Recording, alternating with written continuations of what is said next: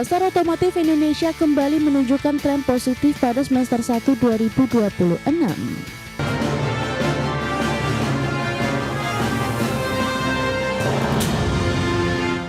Ya, pemirsa, Gabungan Industri Kendaraan Bermotor Indonesia atau Gaikindo mencatat penjualan wholesale mobil di sepanjang semester 1 tahun 2026 ini tumbuh 15,89% menjadi 436.564 unit.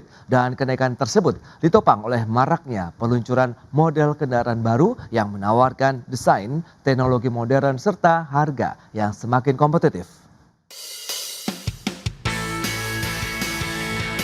Pasar otomotif Indonesia kembali menunjukkan tren positif pada semester 1 2026. Setelah mengalami penurunan selama 2 tahun berturut-turut, penjualan mobil domestik kembali tumbuh di atas 10%, yang menandakan mulai pulihnya permintaan domestik dan daya beli masyarakat. Di sisi lain, persaingan industri otomotif di dalam negeri juga semakin sengit.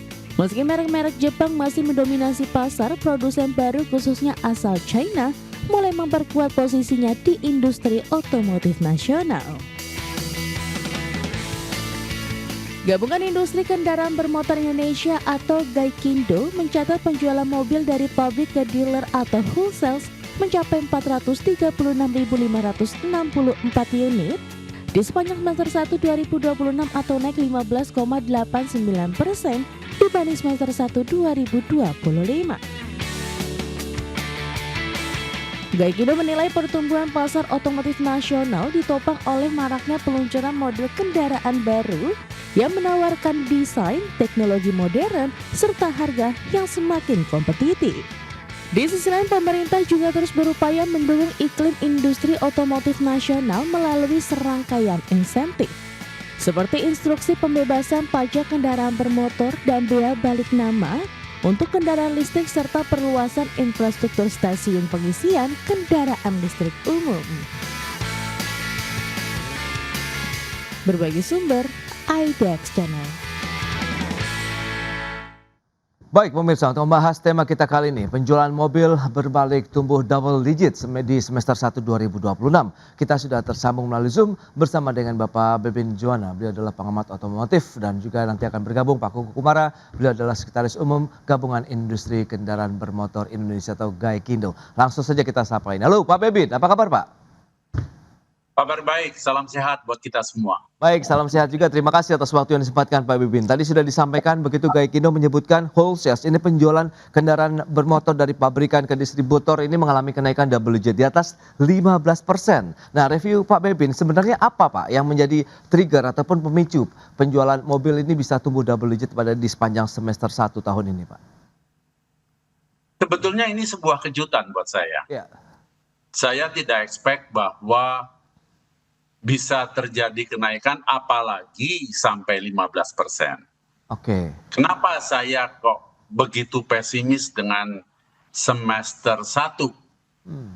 Coba diingat, sampai dengan bulan April, kebijakan baru dari pemerintah itu belum keluar. Kita masih menunggu dan menunggu. Kebijakan perpajakan yang katanya mau ditinjau kembali. Ini sudah mengkhawatirkan. Di lapangan, beberapa merek itu sudah malah menaikkan harga. Oke. Walaupun kita tahu yang masih punya stok 2025 itu memberikan diskon besar-besaran. Itu kita tahu. Kemudian dari sisi bunga, karena kita juga pahami bahwa penjualan otomotif di Indonesia 80% bersandar pada lembaga keuangan. Oke. Bunga kan nggak turun. Tidak ada indikasi ke arah sana.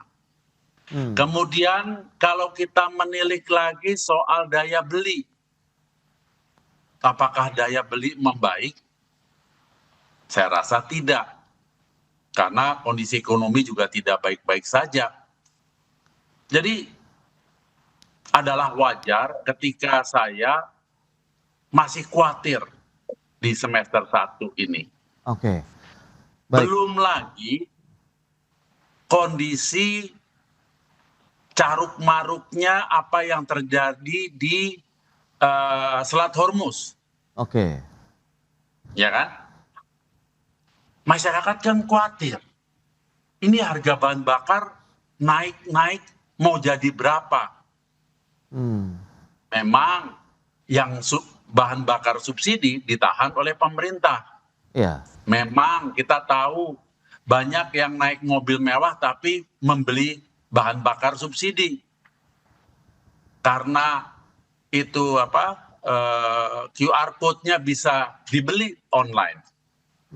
Itu udah bukan rahasia lagi. Oke. Jadi itu yang menyebabkan saya khawatir. Ini semester 1 Ya. apa yang akan terjadi? Itu dia, Pak Bebin. Baik. Ya, ini menarik. Saya ingin mencoba menggali lebih jauh kekhawatiran dari Pak Bebin begitu dengan kinerja positif ya di semester 1. Kita coba tanyakan langsung pada Gaikino nih, sudah bergabung Pak Kuku Kumara nih. Halo, Pak Kuku. Apa kabar, Pak? Halo, kabar baik. Halo, Pak Bebin. Selamat gabung kembali. Pak, nanti ketemu di sana, Pak. Saya sebentar lagi berangkat. Ini menarik Pak Kuku. Tadi sudah disampaikan oleh Pak Bebin yang cukup kaget juga nih begitu di semester 1 kita tumbuh 15%. Sementara kalau kita bandingkan dengan tahun 2025 lalu semester 1 tumbuhnya 8%-an saja. Nah, apa sih yang menjadi trigger kok bisa ada potensi ataupun terjadi rebound yang luar biasa sekali begitu di tahun 2026 ini? Pak Kuku. Sama halnya dengan Pak Bebin, kami juga kaget juga ini. Tapi ini sebuah kaget yang positif ya, karena dari penjualan wholesale-nya cukup menarik. Tumbuh 15% dibanding 8%. Padahal kita udah antisipasi, ini anomali. Karena di bulan Juni-Juli itu banyak kebutuhan masyarakat yang berbeda. Fokusnya kami perkirakan adalah mereka satu liburan. Itu nggak bisa ditunda. Anak-anak sekolah libur. Berarti orientasi spendingnya itu di liburan. Kemudian habis liburan mereka harus menyiapkan apakah itu anak masuk sekolah baru, kemudian juga akan ada yang mau kuliah dan sebagainya. Jadi itu adalah prioritas-prioritas. Sementara pembelian kendaraan bermotor itu adalah prioritas yang keberapa di antara keluarga yang kalau Mas Pras istilahnya itu mendang-mending ya. Jadi itu fokusnya. Kemudian Pak Bebin tadi menyebut mengenai insentif yang tak kunjung muncul ya. Jadi kami berbicara dengan beberapa pelaku, ada yang ini ada insentif hanya untuk jenis tertentu. Kapan keluar kita nggak tahu. Sehingga kemudian mengambil sikap yang lebih ada dalam kendala masing-masing perusahaan ya, ataupun grup ya. Ya udah, kita bisnis as usual aja, kondisinya seperti ini. Alhamdulillah hasilnya lebih positif, kita nggak usah nunggu. Karena kalau nunggu bisa 2 bulan, 3 bulan memberikan ketidakpastian. Tapi dengan sikap yang mungkin positif kalau kita lihat di tengah kondisi yang tidak terlalu menguntungkan, ada Hormuz, ada daya beli dan sebagainya, masyarakat mengambil sikap, ini yang bisa saya lakukan sekarang, saya mau beli atau tidak. Nah, yang memang memerlukan dan memang punya ada dana, di tengah kondisi suku bunga yang juga tinggi, saya mengambil sikap untuk beli. Itu yang kondisinya tadi mendang-mending ya. Kalau yang financially masih longgar tentunya berbeda lagi. Tapi di sisi lain yang financially longgar tadi juga begitu. Di tengah kondisi Selat Hormuz yang tidak menentu, harga bahan bakar yang meningkat, wah kayaknya ini saya harus membeli mobil lagi yang lain berbeda. Saya dapat menghemat. Padahal mereka sudah pernah beli dan sudah pernah dilepas. Ini yang mendorong. Kalau kita lihat secara keseluruhan, walaupun ada penurunan ya, kalau di masyarakat biasa kan itu di kelasnya LCGC. Tapi itu juga oke lah ada turun, tapi masih rata-ratanya masih menarik juga. Walaupun kita punya kekhawatiran karena ini adalah backbone dari industri otomotif kita adalah memang di conventional vehicles. Nah kita harapkan juga yang new energy vehicles nih juga melakukan pendalaman atau lokalisasi yang juga agresif. Nah kalau itu yang terjadi maka industrinya tuh tumbuh bareng semuanya. Nah kalau industrinya tumbuh, ekonomi juga tumbuh karena 1,5 juta orang kerja di sana. Kalau ditambah dengan new energy vehicles yang kemudian lokal kontennya meningkat, kan berarti lapangan kerja. Itu yang kita harapkan. Sisi lain lagi yang mungkin nggak disinggung, Mas, itu adalah ekspor kita tahun lalu kan lumayan tinggi. Dan kayaknya masih tetap upbeat untuk sampai semester 1 ini. Yang tahun lalu di 518 dan itu menarik ya di tengah kondisi dalam negeri domestiknya yang masih dalam proses untuk pemulihan gitu. Oke, Pak Kuku, ini Itu menarik menurut ya. kami. Berarti Iya. memang ada beberapa faktor dari domestik dan juga tadi kinerja ekspor begitu ya kalau kita lihat begitu untuk Iya. industri otomotif. Baik, kita akan gali lebih jauh lagi. Apakah ini terkait dengan penjualan kendaraan listrik kah yang menjadi salah satu penyokongnya atau memang konvensional yang masih diminati? Kita bahas lebih jauh nanti di segmen berikutnya. Pak Bebin dan juga Pak Kuku, kita akan jeda dulu sebentar ya. Dan pemirsa, kami akan segera kembali usai pariwara berikut ini. Ya, terima kasih Anda masih bergabung bersama kami dalam Market Review pemirsa. Dan berikut ini kita akan sampaikan beberapa data. Kita akan cermati seperti apa penjualan kendaraan bermotor khususnya mobil begitu ya di Indonesia. Kita bandingkan dengan semester 1 2022 sampai dengan semester 1 tahun 2026. Ini menarik, kita lihat di semester 1 tahun 2023 kita mencapai 506.427 unit. Tapi kecenderungannya turun sampai dengan semester 1 tahun 2025 yang sekitar 376.707 unit atau tumbuh sekitar 8%-an. Sementara di semester 1 tahun ini pertumbuhannya yang cukup impresif ya, double digit 15%-an begitu di 436.564 unit. Ini dia yang menarik untuk kita bahas lebih jauh. Apa sih yang menjadi triggernya dari sisi jenis mobilnya kah? Kemudian apakah ada preferensi yang berbeda di masyarakat begitu ya. Berikutnya kita lihat dari sisi data penjualan wholesale-nya mobil domestik ya Januari sampai dengan Juni 2026 ini berarti dari sisi produsen ke tingkat distributor begitu kita lihat seperti apa. Ini dia pergerakannya cukup fluktuatif sekali, sempat tertinggi dari Januari sampai Juni adalah di bulan Februari 81.247 unit. Kemudian masih berfluktuasi, sempat di Mei turun lagi tapi Juni naik lagi menjadi 77.550 unit untuk penjualan wholesale mobil di dalam negeri. Kita akan lanjutkan kembali perbincangan bersama dengan Bapak Kuku Kumara dan juga Bapak Beben Joana. Ya, dengan beberapa data tadi yang sudah disampaikan ini sempat menarik dan menggelitik juga kalau memang Pak Bebin kaget, kemudian Gaikindo pun kaget. Sebenarnya apa nih Pak yang diminati masyarakat begitu? Kalau memang di semester 1 ini kok bisa sampai 15% begitu? Apakah kendaraan listrik sudah mulai mendominasi? Atau yang ICE yang memang masih menjadi pilihan masyarakat? Atau hybrid yang sekarang juga mendominasi Pak? Silakan Pak Kuku. Ya, jadi memang menarik ya kalau dilihat dari pertumbuhannya, terutama hybrid ya, hybrid dan electric vehicles. Electric vehicle memang itu didominasi oleh masyarakat yang tinggal di kota. Tapi kalau hybrid itu relatif lebih merata. Nah, kami juga belum punya data detailnya. Tapi kenapa hybrid diminati? Itu karena alasan yang sangat sederhana. Dengan hybrid mereka tidak tergantung dengan SPKLU yang belum tentu di setiap area itu tersedia. Kalau electric vehicle jelas fokusnya pada masyarakat perkotaan. Tapi kalau hybrid ini bisa di mana saja. Mereka tidak tergantung dari SPKLU ya. Jadi kekhawatiran itu bisa ditepis. Nah kemudian dengan hybrid itu muncul teknologi baru atau perkembangan dari hybrid itu sendiri dengan adanya PHEV, plug-in hybrid electric vehicles, dan juga ada yang istilah barunya ada extended range electric vehicles. Ini bisa sampai 1.000 km tanpa harus charging, tanpa harus diisi bahan bakar. Ini jadi menarik. Sementara kemudian juga harganya pun semakin kompetitif karena banyak pemainnya. Nah ini mudah-mudahan juga sebuah terobosan teknologi. Di sisi lain lagi kita belum melihat adalah dampak dari adanya bahan bakar nabati ya dengan adanya etanol, E5, E10 menuju E10 ya. Kemudian kita ada B50 dan sebagainya. Jadi variasi itu juga mungkin akan membantu. Tapi terlalu dini kami bisa kalau harus menyimpulkan seperti itu. Tapi itu dia memang fakta yang terjadi di lapangan juga begitu ya Pak Kuku ya. Meskipun kita tahu dengan beberapa tantangan yang juga sudah disampaikan oleh Pak Bebin begitu daya beli masyarakat. Kemudian ada insentif di sana juga dan kondisi global pun juga masih menjadi perhatian. Nah Pak Bebin lantas bagaimana Anda melihat semester 1 ini apakah bisa menjadi pijakan yang kuat juga nih kita untuk menatap semester kedua nantinya begitu Pak?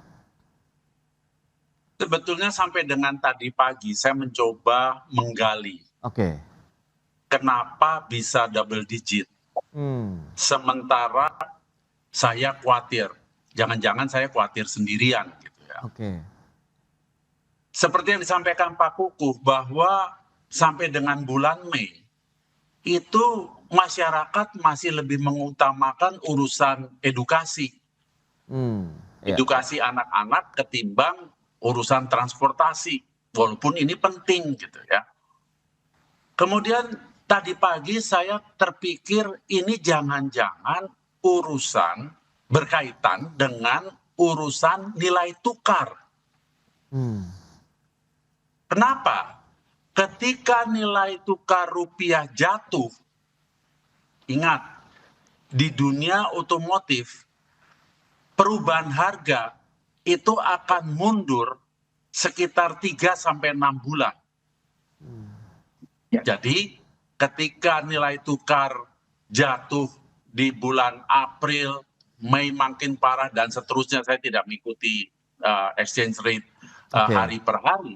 Tetapi pada saat itu mereka-mereka yang butuh fungsi kendaraan akan berpikir, kalau saya tidak putuskan sekarang, nanti naik nih.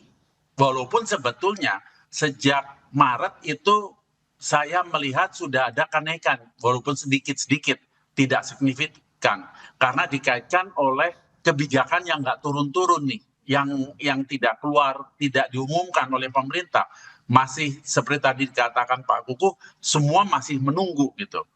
Tadinya menunggu, begitu nilai tukar ambruk, nah, it's now or never. Belinya sekarang atau nggak akan pernah bisa beli. Jadi momentum ini Pak ya. Menjadi dan tadi Pak Kukuh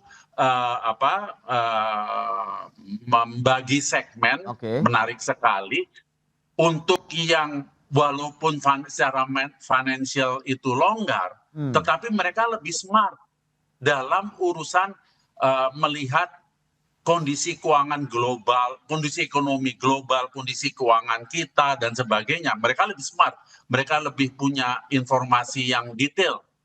Ini nanti jadi gimana? Nah, di dunia otomotif kita mesti ingat bahwa kendaraan yang sekarang ada di showroom itu di ordernya 6 bulan yang lalu dengan nilai tukar 6 bulan yang lalu. Yang di showroom 1-2 bulan ke depan itu mungkin di ordernya 3 bulan yang lalu. Artinya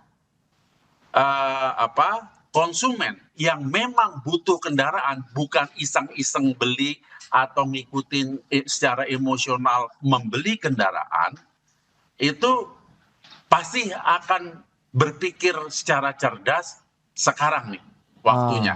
Nah, saya melihat, saya kaitkan dengan pameran Gias saat ini. Ini tempatnya, ini waktunya. Karena apa? Di dalam pameran, masyarakat bisa langsung membandingkan. Kalau mau kita bicara soal ICE, kendaraan internal combustion engine, itu yang sebagai pemain big volume-nya lah di market otomotif Indonesia, yaitu sekarang tinggal lihat dong, mau ICE, lihat ada sekian merek, bisa diperbandingkan. Ketika berpikir, oh saya harus move on, saya harus menjadi mengikuti perubahan zaman ke arah electrical, EV. Ada sekian banyak merek yang menawarkan. Dan saya perlu ingatkan kepada masyarakat bahwa ketika sampai Gias, jangan melulu yang ditanya untuk EV, jangan melulu yang ditanya hanya range-nya berapa, harganya berapa. Ada satu hal yang penting, network-nya bagaimana. Ingat loh, Republik ini begitu besar dari Sabang sampai Merauke. Dan mobil yang dibeli hari ini di Gias, minggu depan mungkin sudah ada di Lampung, mungkin sudah jalan-jalan ke Banjarmasin, ke Makassar. Network-nya ada nggak? Ya kan? Dan tadi sudah disinggung juga sedikit soal hybrid. Ini yang menarik. Pak Kukuh, hybrid yang extended range ini mestinya diapresiasi. Memang hybrid ini masih memakai BBM. Tanda kutip masih ngerepotin pemerintah dengan pengadaan BBM-nya. Tetapi karena sudah extended sedemikian rupa, bisa sampai 1.000, 1.500 bahkan lebih tanpa isi bahan bakar, rasanya sudah waktunya untuk diapresiasi. Artinya ketika kendaraan ini bisa di atas 150 km on battery only, ya Mbok dikasih plat biru. Oke. Supaya ya seperti inilah, seperti EV lah. Kenapa saya usulkan demikian? Karena saya melihat pada umumnya masyarakat umum di kota besar itu kan jalannya paling 150 kilo per hari, mondar mandirnya, wirawirinya, gitu ya. Artinya kan mesinnya nggak nyala. Nanti pulang dia colok lagi. Besok the same story. Jadi kenapa tidak diapresiasi? Itu baik, Pak Beben, ini menarik ya, dengan munculnya beragam teknologi juga di otomotif ini, semakin banyak pilihan juga bagi masyarakat ataupun konsumen otomotif di Indonesia. Kita bahas lebih jauh lagi nanti di segmen berikutnya. Kita akan jeda kembali sebentar, Pak Beben dan juga Pak Kukuh, dan pemirsa tetaplah bersama kami. Baik pemirsa, terima kasih Anda masih bergabung bersama kami, dan kita akan lanjutkan kembali perbincangan bersama dengan Bapak Kukuh Paragaikyono, kemudian juga Bapak Beben Joana terkait dengan pengamat otomotif. Nah Pak Kukuh, tadi juga sudah disampaikan berulang-ulang kali begitu bahwa kondisi ini menjadi suatu hal yang mungkin akhirnya perlu dicermati dengan beragam teknologi tadi, kemudian bagaimana minat masyarakat, dan bicara mengenai momentum. Anda melihat bagaimana? Apakah benar kalau memang kita bicara kurs, berarti produk-produk yang ditawarkan saat ini memang kita menggunakan kurs lama, begitu kemungkinan nanti akan adakah perubahan harga lagi, begitu Pak Kukuh, atau bagaimana? Ya betul, tepat sekali yang dikatakan oleh Pak Bebin. Jadi memang ordernya itu kan lama sekali. Belum lagi kalau kita hitung sampai ke level di supplier kan, itu kan panjang sekali. Nah oleh karena itu tepat kalau kemudian ada yang masyarakat yang cukup jeli ya melihat informasi ini, now or never. Karena kemudian perubahan-perubahan yang sangat susah untuk diprediksi. Sangat menarik tadi juga disinggung oleh Pak Bebin. Terima kasih Pak Bebin highlight mengenai extended range atau plug-in hybrid. Kendaraan bermotor itu adalah sangat syarat dengan teknologi dan mereka terus ditumbuh kembangkan. Kalau kita lihat hybrid itu real kontribusinya. Dengan menggunakan hybrid yang konvensional hybrid saja itu bisa 40-60% menghemat bahan bakar. Tadi disinggung Pak Bebin, kalau itu plug-in hybrid dipakai di kota, mungkin nggak pernah sempat nyala itu engine ICE-nya. Karena dari rumah sampai kantor masih pakai baterai, balik lagi sampai rumah dicolok lagi masih baterai. Dan perlu diingat dengan penggunaan seperti ini, maka dia penghematan bahan bakarnya juga luar biasa, real. Nah, sisi lain lagi, industri ini kan selalu tumbuh dengan teknologi, itu yang mungkin perlu diapresiasi. Bahwa mau ICE, mau yang hybrid, mau plug-in hybrid, itu investasinya luar biasa untuk mengembangkan. Kalau kita melihat hybrid di Indonesia, itu maka beberapa komponennya pun bisa dibuat di Indonesia. Ini kan multiplier effect dari hybrid itu sendiri. Kecuali kalau kemudian electric vehicle juga melakukan proses yang sama, itu akan menarik. Tapi harusnya ini kita geraknya itu bareng gitu. Apapun teknologinya, Indonesia mampu menjawab itu. Bayangkan saat ini di tengah kondisi domestik yang masih tertekan, ternyata permintaan ICE dari negara lain itu masih tinggi. Terbukti dengan tahun lalu kita ekspor 518. Yang sebagian besar adalah jenis ICE. Jadi jangan terlalu, teknologi itu netral lah. Jadi jangan terlalu kita terfokus pada satu sisi, kemudian melupakan secara keseluruhan. Kita harus melihatnya secara komprehensif ya. Industri ini industri yang syarat investasi dan juga syarat untuk memanfaatkan tenaga kerja di Indonesia. Kira-kira gitu Pak. Mas Pras ya. Pak Bebin, lantas bagaimana Anda melihat mungkin rekomendasi yang bisa diberikan juga baik untuk pelaku usaha dari teman-teman Gaikindo maupun pemerintah sehingga capaian positif ini bisa berlanjut Pak sampai dengan akhir tahun? Ya, kita kan juga sangat memahami konsumen Indonesia itu seperti apa. Konsumen Indonesia menyukai desain-desain baru, sehingga pameran seperti Gias ini akan sangat menarik untuk melihat model-model yang terbaru. Konsumen Indonesia sangat suka dengan teknologi terkini. Nah, kehadiran teknologi terkini pun itu sangat diminati. Jadi kita jangan membatasi diri, kita jangan khawatir dengan kedatangan teknologi baru, bahkan kalau bisa diundang agar generasi muda ini bisa dididik, dikembangkan untuk terlibat di dalam industri otomotif ini. Karena sangat menarik dan industri ini jelas-jelas membutuhkan sangat banyak tenaga kerja dari hulu sampai ke hilir. Nah, inilah itu sebabnya saya minta tolong lewat Pak Kukuh, tolong diusulkan ke pemerintah agar extended range ini, hybrid extended range ini ditinjau, diberi ruang yang lebih lebih besar untuk berkembang. Karena saya ingat industri ini sudah lebih dari 4 dasawarsa. Sehingga kan sebetulnya kan banyak yang sudah bisa dilakukan di negara kita, sudah bisa dikerjakan di negara kita. Nah, untuk kendaraan sejenis extended range ini udah sangat jelas banyak yang bisa dikerjakan, diproduksi di negara kita. Jadi diberi welcoming lah kepada produk-produk ini, dan ini yang sebetulnya sangat dibutuhkan di negara kita. EV nggak perlu diragukan lagi bahwa inilah masa depan kendaraan untuk dunia. Tetapi kita butuh transisi kembali. Negara kita begitu besar, perlu kerja yang sangat besar untuk membangun ekosistem dari Sabang sampai Merauke. Nah, in the meantime, extended range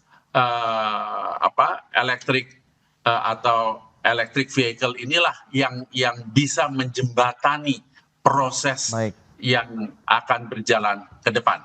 Itu dia yang sudah disampaikan Pak Bebin, bahwa memang ini bisa menjadi justru peluang investasi baru ya di sektor otomotif dengan pengembangan hybrid car tadi begitu, sehingga masa transisi kita juga sudah dipenuhi dengan kendaraan-kendaraan pendukungnya, sambil juga persiapan EV-nya pun kalau bisa berjalan seiring sejalan sambil kita mempersiapkan infrastrukturnya sendiri ya untuk mendukung kendaraan listrik di Indonesia juga, karena itu yang masih menjadi salah satu mungkin ya itu peluang yang menjanjikan untuk industri otomotif Indonesia ke depannya. Pak Kukuh, kepada Pak Bebin, terima kasih banyak atas informasi, update dan juga insight yang sudah diberikan kepada pemirsa pada hari ini. Selamat melanjutkan aktivitas Anda kembali, salam sehat. Sampai berjumpa kembali Pak Bebin, Pak Kukuh, terima kasih.